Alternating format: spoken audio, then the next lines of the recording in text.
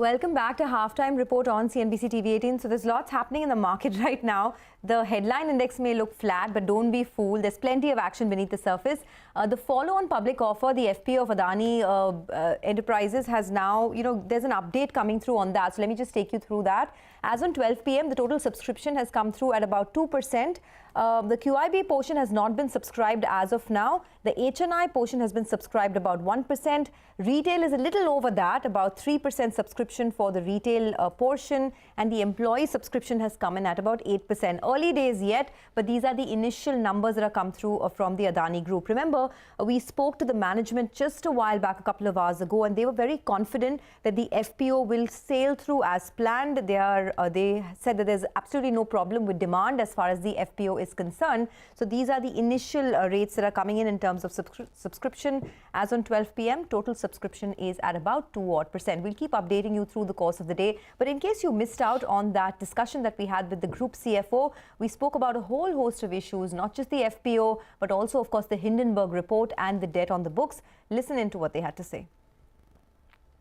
We are confident that on the institutional side, that the entire issue is from based on our discussion, roadshow meetings, etc., will be fully subscribed.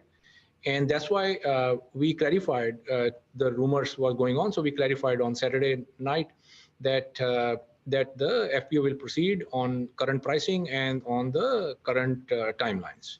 So we are supremely confident that from an institutional perspective, we are there, but there will be some pullback in the retail given such decision pricing differential and the volatility. FPO will go ahead on the same conditions that we launched. Gross aggregate debt position in the group is just about 30 billion, of which $4 billion we hold in cash, approximately. Just under $4 billion we hold in cash. Because the way the domestic bank is, there was some sanction limit. So if I just go that on a sanction basis, it will be about 9 billion.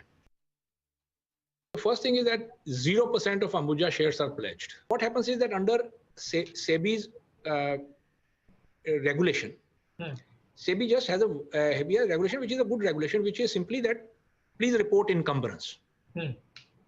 So because if we say that we will hold 63% under SEBI strict reading of it is considered encumbrance.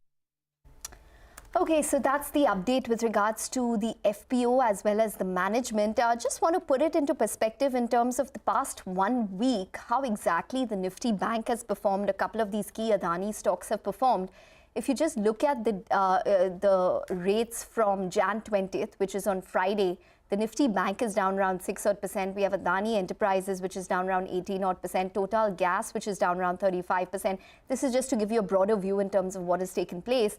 Nifty relatively has been quite resilient, which is down around 3%. So that's basically maybe a couple of numbers that you need to track in terms of how these stocks have been performing as compared to the Bank Nifty and the Bank Nifty as compared to the frontline index as well.